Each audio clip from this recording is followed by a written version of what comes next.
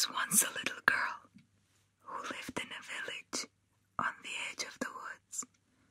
Whenever she went out to play, she loved to wear the hooded red cloak that her grandmother made for her on her last birthday. It was no wonder that everybody in the village called her Little Red Riding Hood.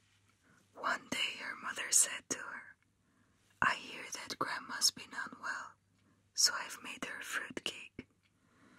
Take it to her with this bottle of elderberry wine and give her my love. But take good care and don't go talking to any strangers in the wood." Then she put the presents into the little girl's long-handled basket. Little Red Riding Hood put on her red cloak, took the basket, and set out.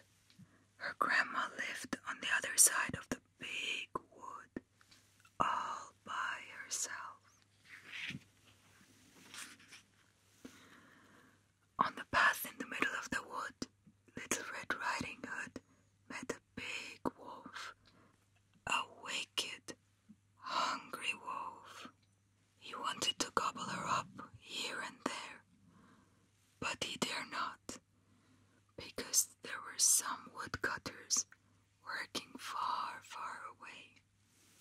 Instead, he put on a crooked smile and asked, "Where are you going, little girl?"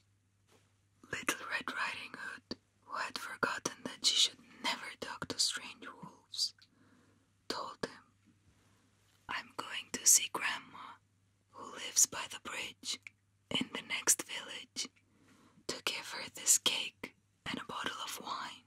And she continued her way. "Aha," thought the wolf, "I shall go there too, and have 2 meals. So he followed her to the short way and said, "Why don't you pick some flowers out for your grandmother to give her the nice little surprise?" Then he stopped. "I must be on my way now," he said. "So goodbye and take care." And off he went. Little Red Riding Hood was glad that the wolf had left, even if the idea of taking flowers to Grandma was not a bad one. Sure enough, there is a small clearing not far from the path. She found a host of lovely bluebells. She picked a good handful and gathered them into a pretty posy for Grandma. As for the wicked wolf, he took a different path, which he knew was a shortcut to Grandma's house. As soon as he was out of sight, he began to run like the wind, and as he ran, he licked his lips at the thought of the hearty meals that he would soon enjoy. The wolf reached Grandma's cottage in no time at all, and he knocked at the door. "Rat-tat-tat-tat. Who's there?" called Grandma from her bed. "It's me, Little Red Riding Hood," said the wolf, disguising his voice. "I've brought you a cake and a bottle of wine to make you feel better, and a bunch of pretty flowers too." "That's never my granddaughter," thought Grandma. "That's the wolf from the wood, I'm sure."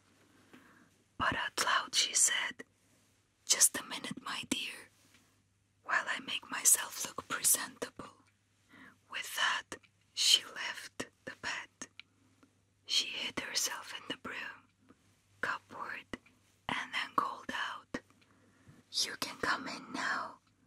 Then she locked herself in the cupboard. The wolf burst into the cottage, intending to gobble up Grandma, but her bed was empty. Then he saw her nightcap on the floor by the broom cupboard. So that's where she's hiding, he thought. He was about to wrench the cupboard door when there came a knock at the front door. Rat-tat-tat-tat. What should he do? "I know," he thought, and he picked up Grandma's nightcap and put it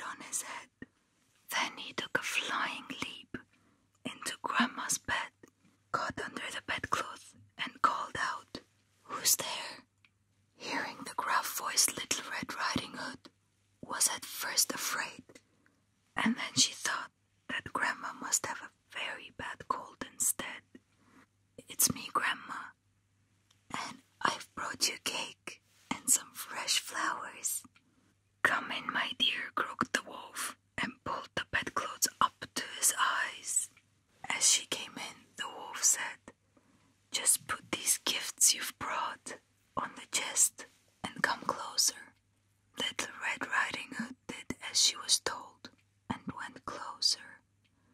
She was astonished to see how much Grandma has changed. "Grandma," she said, "what big ears you have." "All the better to hear you with, my dear," answered the wolf. "Grandma, what big eyes do you have?" "All the better see you with, my dear." "And Grandma, what big teeth you have." "All the better to eat you with, my dear," said the wolf, and he leapt to his feet. But the brave little Red Riding Hood was ready. She flung her empty basket at the wolf's head so that it made a tight muzzle around the jaws, and its long handle firmly locked between his ears. And try as he may, he could not shake it off. Just at that moment, Grandma came out of the cupboard, clutching for a broom. "So there you are," she cried. "I'll teach you not to eat people, my lad. I'll teach you not to eat people, my lad." And she began to beat the wolf with her broom, biff, buff, puff, so vigorously that he howled for mercy. She chased him out of the house and into the woods, where he ran and ran until he disappeared into the trees, and only distant howl could be heard. "Well, I feel much better now," said Grandma, and she put her arm around Little Red Riding Hood. "Come along. What we need is a nice cup of tea."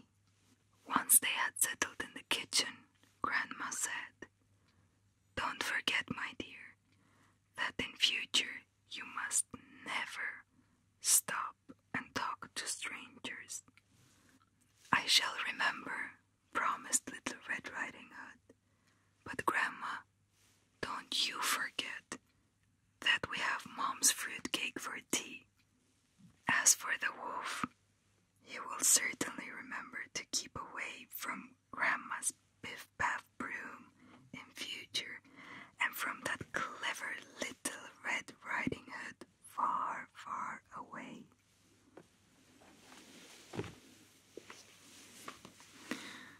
This was it for